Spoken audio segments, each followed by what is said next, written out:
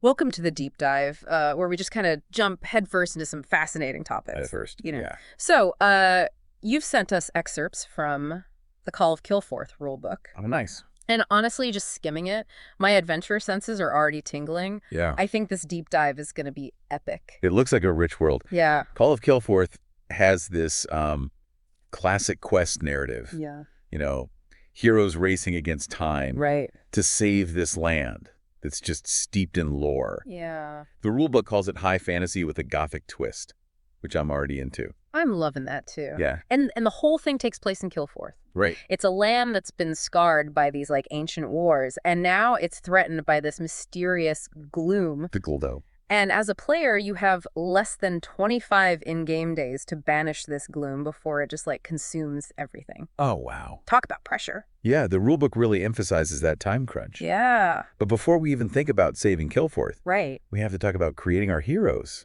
There are a bunch of races to choose from. Centaurs, goblins, humans, even merfolk. Wow. Each race has their own strengths and weaknesses, so picking the right one is strategically important. So it's not just about picking your favorite fantasy creature. Not at all. Okay. It looks like every choice you make in Call of Kilforth has like a ripple effect. Oh, interesting. So, for example, if you choose a centaur, their speed might help you cover more ground on the map, Right. but a goblin's natural sneakiness could be crucial for certain encounters. Yeah, this is where it gets really exciting for me. Okay. You also get to choose a class like the swashbuckling pirate or the more disciplined privateer. Right. And then there's this whole choose sides mechanic where you decide to align with either the blue drakes or the sea dogs.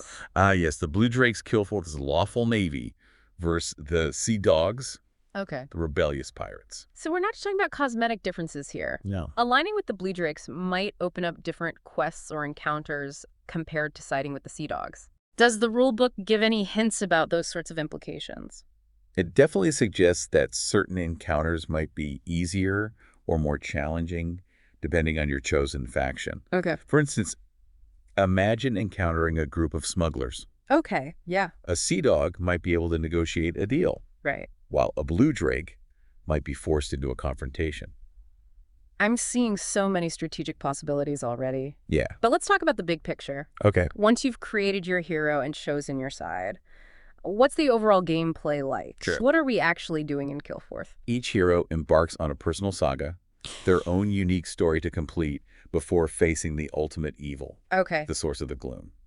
So there's an overarching narrative driving each hero's actions. Exactly. Okay. The saga is divided into chapters, Right. each requiring specific keywords to unlock the next stage of the story. All right. It's like a puzzle where you're piecing together clues to reach the grand finale. Those keywords sound crucial. How do you collect them? By overcoming various encounters scattered across Kilforth, Okay. the rulebook mentions enemies to fight, places to explore, quests to undertake, and even strangers to influence. Hold on. Yeah. The rulebook mentions something called a Husk Grat. Oh, yeah? That sounds intense. Yeah. What kind of enemy is that? The rulebook isn't super detailed, but even the names of these encounters hint at a dark, gothic world. Yeah. You might face a ferocious tri-horn beast, or even find yourself in a tense standoff with a burly seaman. Oh. Each encounter presents its own unique challenge. It's like a choose-your-own-adventure novel come to life. It is. I'm picturing myself cautiously navigating a gloomy forest path when suddenly I'm face-to-face with a Husk Grat. There it is. So if I defeat this Husk Grat, I get a keyword as a reward. Not always. Okay. Some encounters offer gold or loot tokens, which have these intriguing one-time effects. Okay. But successfully confronting a challenge often grants you a chance to draw cards. Ooh, cards. Yeah. Every board game needs cards. They're good. What kind of cards are we talking about? The rulebook mentions items, titles, spells, even allies. Aye. Think of them as tools to enhance your hero's abilities or help you overcome future challenges. I'm already strategizing. A well-timed spell could turn the tide of battle right. Precisely. Yeah. And it seems like those cards can be just as important as those keywords for progressing through your saga. Right. But let's not forget the time pressure. Right. 25 days is not a lot of time to save a whole land. It's not. What happens if time runs out? Then the source of the gloom grows too powerful to defeat. Oh no. Game over. Yikes. So every decision, every encounter, every day counts? Exactly. Wow. And those encounters, it seems, are more than just hack-and-slash battles. Okay. The rulebook outlines different actions the players can take. Right. You can move between locations, clear obstacles, search for hidden clues, or even hide from danger. I'm sensing a lot of strategic depth here. It's not just about being the strongest or the fastest. You need to be clever, adaptable, maybe even a little bit sneaky. A little sneaky, yeah. And don't forget the regale action. Oh, yeah. That's how you mark the completion of a saga chapter. Sort of like taking a moment to savor your victory before plunging into the next challenge. Yeah, nice little celebration. Okay, let's talk about combat. Right. It's Call of Kilforth. So there has to be some epic battles, right? There are. The rulebook mentions a minister of strife. Yeah. Is that our big bad, the ancient, we have to defeat? It seems each ancient has its own unique abilities and preferred location for the final showdown. Interesting. The Minister of Strife, for instance, lurks in a place called Diablo's Locker Oh, wow. and favors challenges involving study or fight. So knowing your enemy is crucial. It is. But how does combat actually work? It's all about strategic choices. Okay. When you encounter an enemy, you have to decide whether to evade or fight. All right, I'm a goblin privateer. Right. I'm sneaking through the forest, and suddenly I come across... A Husk Grat. Yes, a Husk Grat. My heart is pounding. Do I try to slip past unnoticed, or do I draw my cutlass and charge into battle? Those are the kinds of decisions that make Call of Kilforth so exciting. I know. And combat itself has 3 stages. Okay. First, you determine surprise. Okay. Did you catch the Husk Grat napping, or did it ambush you? Okay, so positioning and awareness are important. They are. What happens next? If your hero is hidden, they have an opportunity to evade completely. Oh, wow. Imagine your goblin privateer using their innate sneakiness to melt back into the shadows, Right. leaving the Husk Grat to wonder what it just saw. That's amazing. But what if my Goblinkin is feeling brave or maybe a bit foolish Yeah. and decides to fight? Then it's on to the final stage. Okay. Battle. All right. This is where those dice come in. Ah, the heart of every good board game. Right. Yeah. Both you and the Husk Grat roll dice based on your fight attributes, Okay. with each successful roll dealing damage to the other. So a higher fight attribute gives you an advantage in combat. But there's got to be more to it than just rolling dice and hoping for the best, right? Oh, absolutely. Okay. The rulebook hints at tactical nuances like teamwork, where heroes can join forces to take on tougher challenges. So cool. And there's this interesting detail about the hidden status. Hidden, like sneaking around again. Exactly. Being hidden gives you an edge in combat. You might get a surprise attack or even have the opportunity to evade entirely before the fight even begins. So a clever goblinkin privateer could potentially use their sneakiness to outsmart a much stronger opponent. Potentially, yeah. I'm loving the strategic possibilities. Good. It looks like Call of Kilforth rewards careful planning and tactical thinking as much as brute strength. It does. But remember, the ultimate goal is to confront the ancient site, the source of the gloom. The big bad. And I'm guessing that final battle is not going to be a walk in the park. I don't think so. This deep dive is just getting started. Let's take a break and come back ready to unpack more of these fascinating details. I'm ready when you are. All right, see you in a bit. See you soon. All right, we're back and ready to dive deeper into the heart of Call of Kilforth. Okay. Last time we created our heroes, we explored the basics of gameplay and even had a close encounter with a Husk Grat. Ah, yes, the Husk Grat. Right. It seems those creatures have become quite the memorable symbol of Kilforth's perils. Yeah, I think so. Yeah. But remember, there's a whole bestiary of intriguing encounters waiting to be discovered. Lots. And each encounter is a chance to gain keywords, collect valuable loot, and progress through your hero's saga. Right. Speaking of those encounters, the rulebook mentions something called Confront. Yes. What exactly does that mean? Confront is the action you use for quests, places, and strangers. Okay. It's how your hero interacts with the narrative elements of the world. So if my goblinkin privateer stumbles upon the Cyclopean crypt, Right. I wouldn't use fight. No. I'd Wow. use confront. Precisely. Okay. Each of those encounters, whether it's a mysterious location or a cryptic character, has specific attribute values.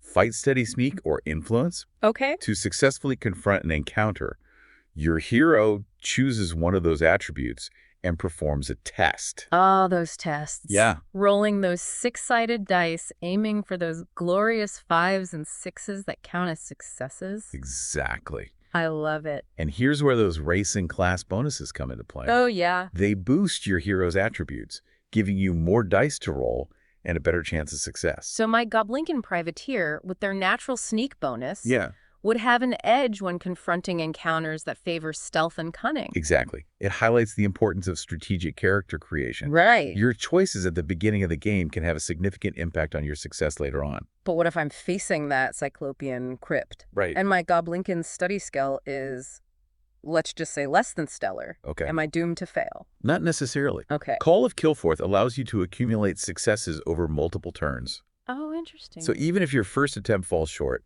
you can keep trying until you reach the required number of successes. Okay. It might take time, Right. and you risk wasting precious days. Of course. But it's not an instant game over. That's good to know. Yeah, Persistence pays off even in a world as dark and challenging as Kilforth. it does. But those stranger encounters, Yeah. they seem a bit more unpredictable than, say, exploring a creepy crypt. Yes, strangers have their own unique set of rules. Okay.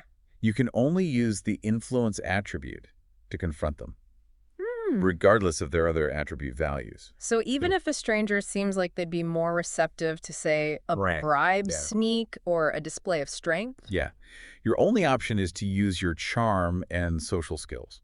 Precisely. Oh, wow. Okay. And here's the interesting twist. Okay. If your first attempt at diplomacy fails, Yeah. you roll the dice and get 0 successes. Uh-huh. That stranger becomes your enemy.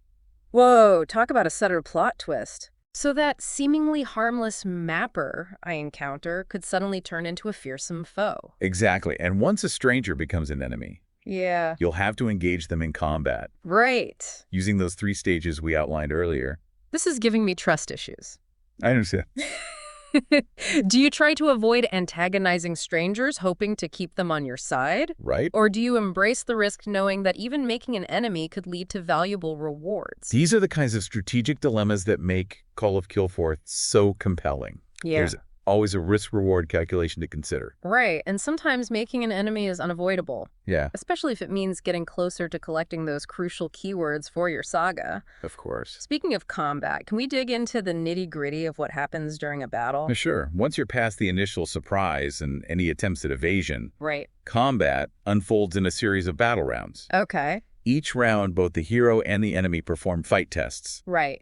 rolling dice and tallying successes to determine hits. So those fight attributes are really important in a fight, huh? Absolutely. Every success your hero rolls inflicts a point of HP loss on the enemy. Okay. But be warned, Uh-oh. those enemy successes inflict damage on your hero, Right. costing them HP and those precious action points. Oof. So even a single failed roll could have a cascading effect, It could. limiting your actions later in the game. Exactly. It makes each dice roll feel significant Yeah. and adds to the tension and strategic depth of combat.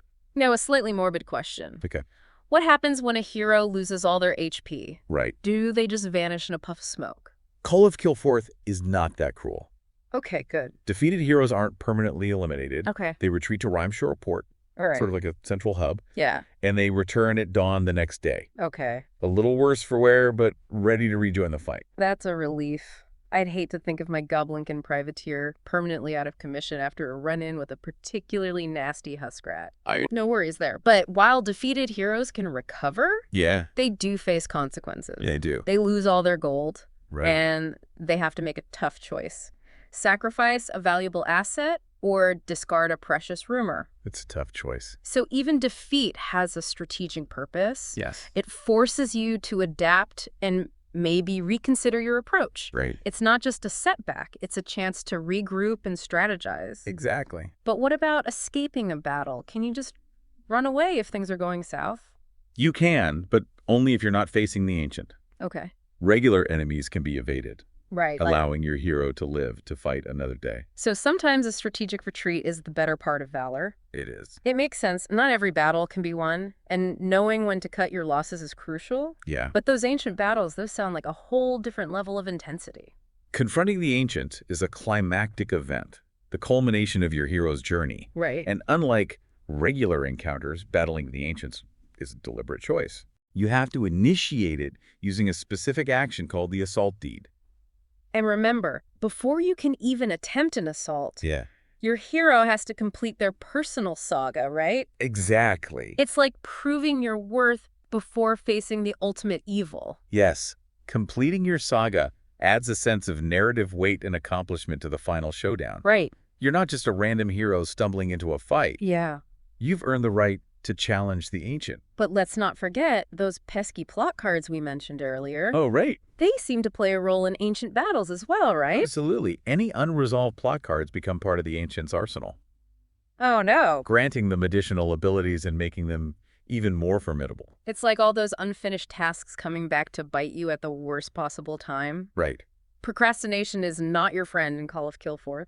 An apt analogy. And unlike regular battles, Yeah. there's no escape from the ancient. It's a fight to the death, Oh, wow. with no chance of retreat. So those assault decisions are not to be taken lightly. Oh. It's a point of no return. Once you commit to that final battle, there's no turning back. Precisely. And there's one final twist to those ancient battles. Okay, what's that? Any damage inflicted on the ancient persists, even if the hero is defeated. So even in defeat, you can contribute to the overall victory. That's amazing. It means that even a fallen hero can play a role in saving Kilforth. I like that. It reinforces the cooperative spirit of the game, even in the face of overwhelming odds. What are your initial impressions of the game's combat system? Sure. Does it strike a good balance between strategy and excitement?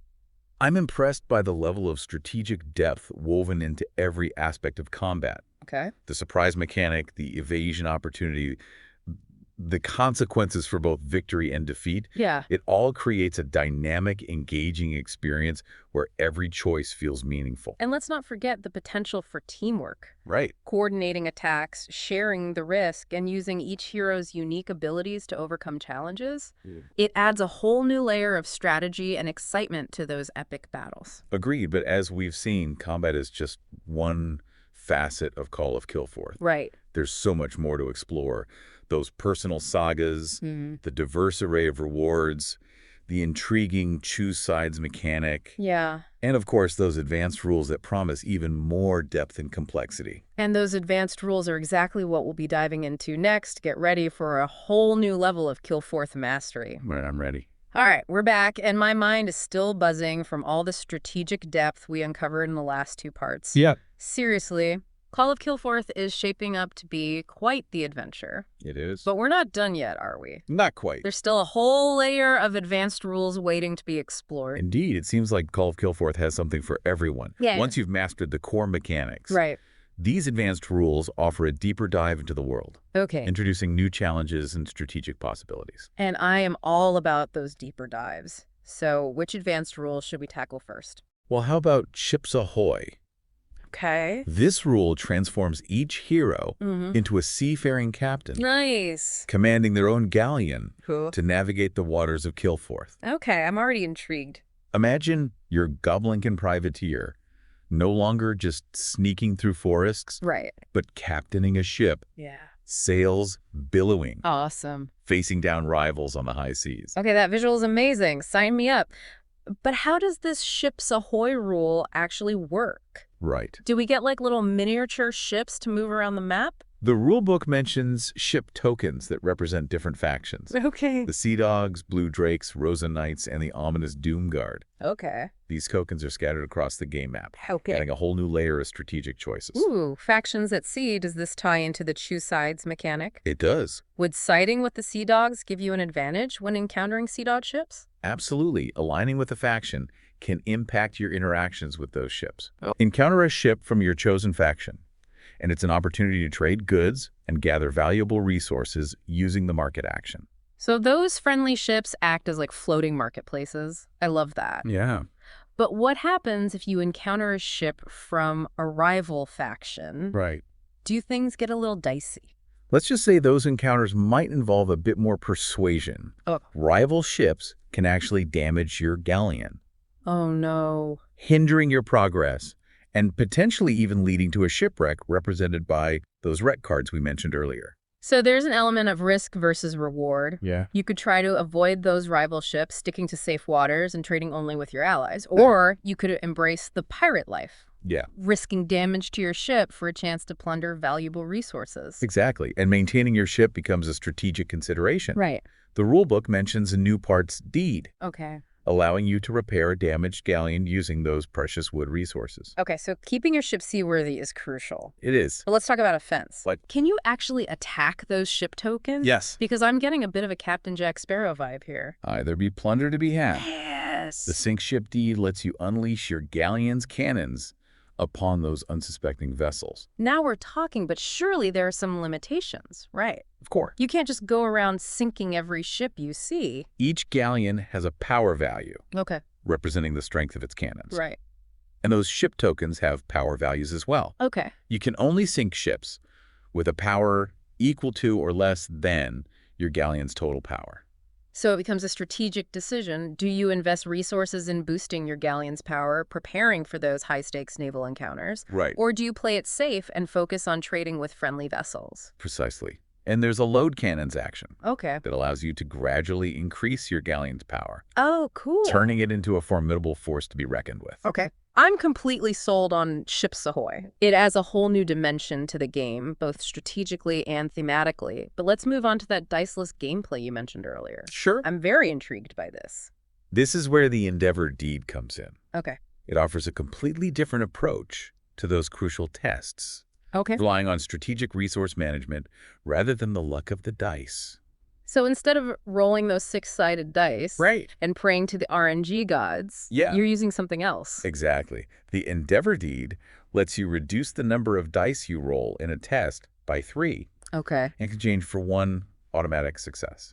Okay. I see where the strategy comes in if you're feeling confident in your character's abilities. Yeah. You might choose to forego the dice entirely, Yep. guaranteeing yourself at least one success. Precisely. And if you reduce your dice pool to 0, Uh-huh. you can flip a special token called a Fated Doubloon Okay. for a chance at an additional success. It's like a gamble within a gamble. I love that added layer of tension and decision-making. Yeah, it's a tough choice. But we can't forget that last advanced rule, the World in Darkness variant. Right. This one sounds intense. Indeed, this variant is for those seeking a truly grueling challenge. Okay. Imagine Kilforth, where every location starts shrouded in gloom. It's a race against time, not just to complete your saga, but to push back the darkness consuming the land. So it's not just about waiting for locations to fall into gloom like in the standard game. Exactly. In the World in Darkness variant, Yeah. you have to be proactive. Yeah. Heroes must actively work to restore light to Kilforth, Okay. using a new action called Purify. So you're not just fighting for personal victory, Yeah. you're fighting for the survival of Kilforth itself. Exactly. I love that added layer of thematic weight. It certainly raises the stakes, and it Yeah. forces players to balance their personal goals with the needs of the world around them. We've covered so much ground today, from hero creation and combat to those mind-bending advanced rules. We have. Call of Kilforth seems like a game with endless possibilities. It does. It really does. It's a game that encourages exploration, strategic thinking, and a willingness to embrace the unknown. Yeah. And with those advanced rules, the journey only gets more exciting. And on that note, we wrap up our deep dive into Call of Kilforth. All right. I don't know about you, but I'm ready to grab a rule book, Yeah. gather some friends, and embark on my own Kilforth adventure. Good luck. Thanks for joining us on the deep dive. Until next time, may your dice rolls be ever in your favor.